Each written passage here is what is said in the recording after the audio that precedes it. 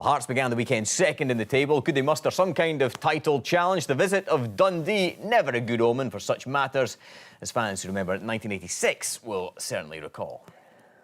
Who way back in August, blessed with a second sight, the seventh son of a seventh son, could have foreseen Hearts on the very last day of the season playing for the championship. Swinging in and swinging in very dangerously. There's a goal! Kent has scored! This is now so agonising for Hearts. Will this championship disappear from the very eyes? Kent, what a marvellous substitution this has been for Dundee and Hearts. Looking slightly ragged, it's a great chance. They've done it! 2-0. A brilliant goal by Kent, and Hearts live in abject misery, while the Dundee supporters are celebrating. As Hearts look to extend their unbeaten league run to 7 matches, Robbie Nielsen brings in Payardo, Oshinua and King for Gomez, McGee and Juanma. Dundee haven't won since the start of October and make 4 changes from the 1-1 draw with Partick Thistle. In come Echebaguren, McPake, Thompson and Hemmings. Prince Boivin trying to make a bit of headway. Stopped in his tracks though by Kevin Thompson.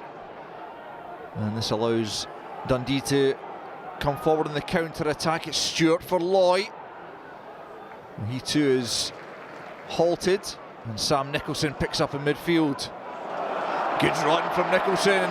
Spots the run of So. This could be promising for Hearts. Took it first time, Osman So. And it was comfortable in the end for Scott Bain. Rossi is clipping that one forward for So. Boivin gets it to King, gets it back again. Now for Patterson. There's a good cross in, and there's Jim, completely unmarked. And Hearts up the opening goal. And what a good goal it was. Beautifully crafted. Pinpoint cross from Patterson. And there was Jim all alone to head in his second goal in as many games. What a good acquisition he's turning out to be for Hearts.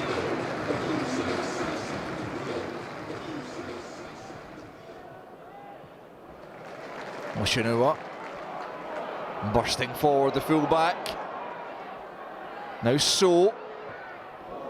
Breaks now for Jim. And Bain tipping it over the bar, not taking any chances. As Jim came close to a second goal on the day. Echebaguren getting in a crucial block there. Craig Levine, the Hearts Director of Football, must be delighted by the club's performance on their return to the Premiership. As Sam Nicholson lines one up from distance. And Bain again feeling the need to get the fingertips to it. Might just have been drifting over from Nicholson, who's been so impressive this season for Hearts. Robbie Nielsen thinking about a change. As Dundee come forward with Greg Stewart. Loy's beaten the offside trap. Cuts inside Rossi and curls it beyond Neil Alexander. Hearts claim for offside, but it's not forthcoming, and Dundee are level. It's Rory Loy's 7th goal of the season. And it's a lovely finish from Rory Loy. You can see he's clearly onside. The player in the middle playing him on. And a fine finish. And the former Hearts midfielder Paul Hartley will be delighted with that. They might feel they can nick the points now. As Kevin Thompson bursts forward, a chance for Thompson. The whistle's gone for offside on this occasion. Well, that would have been rubbing salt in the wounds if the former Hibs man had sealed the win here. So manages to get it down to June, but he's dispossessed. Patterson though picking up. Patterson onto the left foot. Good strike, but straight down the throat of Scott Bain from the Scotland under-21 international. I thought the first 20 minutes we dominated, and on top of the game, creating a lot of chances, and then, you know, we just went to pot really, you know what I mean? We never performed, didn't move the ball quickly enough, and we started going through the motions, tried to speak to them at half time, and it picked a little bit, but, you know, if we want to try and push up the league and do as well as we can, then it needs to be better than that. I think it's an excellent point. Teams have came here and get turned over properly, but we showed that there's more about us. We're hard to beat. We've had 4 defeats all season. I know we've had a lot of draws in between that, but it shows you that we're a proper team and we're determined and we've got great desire there. I think it's fair to say we would crave a real title challenge in Scotland. Could either of you see Hearts, now 6 points behind Celtic, doing anything like that?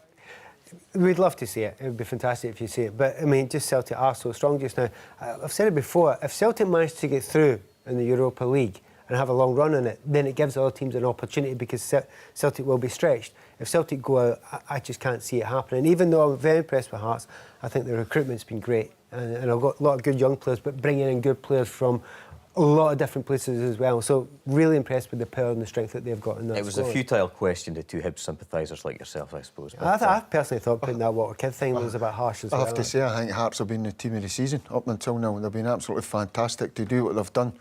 Come up first year back in the SPL, they've been a revelation. This guy, Arnaud Djoum, who they've got until January, former Belgian under-20 international, John, he looks like a player, doesn't he? Yeah, he is a player. I first noticed him, he played against our under-20s, and he's a big, powerful lad. And, you know, you're no a mug if you're capped for Belgium, that's for sure. Especially in that position. Yeah, especially in that position. And this is a great goal. The reason it's a great goal, shows the appetite to get in the box, and it's a wonderful header down into the ground, back where the ball's come from, and no goalkeeper's going to save that. I like the fact that he just simply gets between the posts. Look, he's in the centre there, because you might get the odd ricochet. If it comes to you, you've got a chance. There's a lot of players in that position, they hang out a little bit, or they go too wide a lot of the time. So he's another really good find, and it must be a temptation to keep him longer. And I think it is a January time that he's supposed to be staying until. So now another one that's going to add another option, and they've got lots of options. As for Dundee, struggling for form, 3 1-all draws in a row, John, they're hovering around this mid-table area. Are they a top 6 or bottom 6 club for you? They'll be looking to get in the top 6 and push on.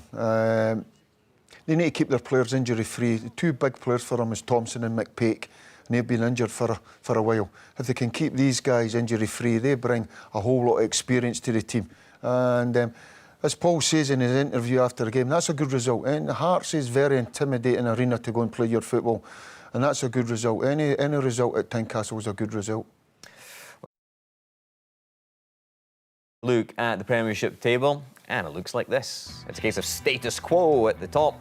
Celtic, Hearts and Aberdeen all letting each other off the hook this weekend. Hamilton's point today means they're back in the top 6, ahead of Dundee on goal difference.